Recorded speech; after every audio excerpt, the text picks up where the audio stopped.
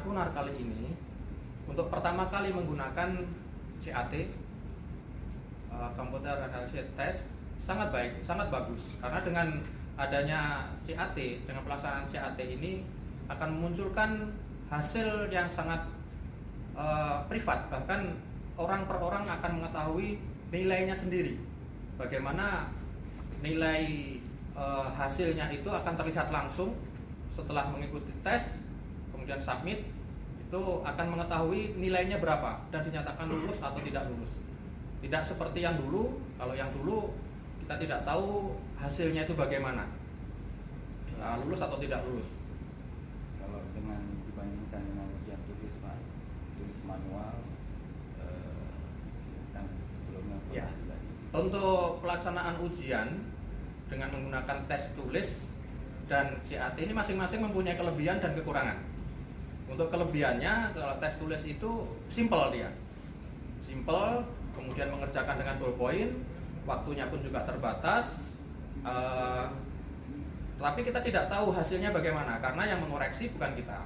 Tapi kalau menggunakan CAT, saat itu juga dikoreksi oleh sistem. Kalau benar dinyatakan benar, kalau salah juga dinyatakan salah. Kami dari peserta ujian berasal dari Banda Aceh, kebetulan melakukan di ID. Jadi dalam hal ini memang masih terdapat ada kekurangan, perlu adanya penyempurnaan. Seperti kendalanya di sini mungkin penggunaan sinyal ataupun tadi speedy agak sedikit lambat, tetapi alhamdulillah bisa diantisipasi. Ya, internet. Harapan ke depan sistem online ini memang lebih baik daripada sebelumnya. Artinya apa? Kami puas, apa yang kami jawab langsung terlihat hasilnya. Selesai demikian. Dan alhamdulillah kegiatan hari ini berjalan dengan maksimal, walaupun ada sedikit kendala-kendala di jaringan internetnya, mungkin ya disesuaikan dengan keadaan. Kemudian harapan kedepannya seperti disampaikan Bapak tadi, kegiatan ini harus lebih efektif lagi dari hari ini.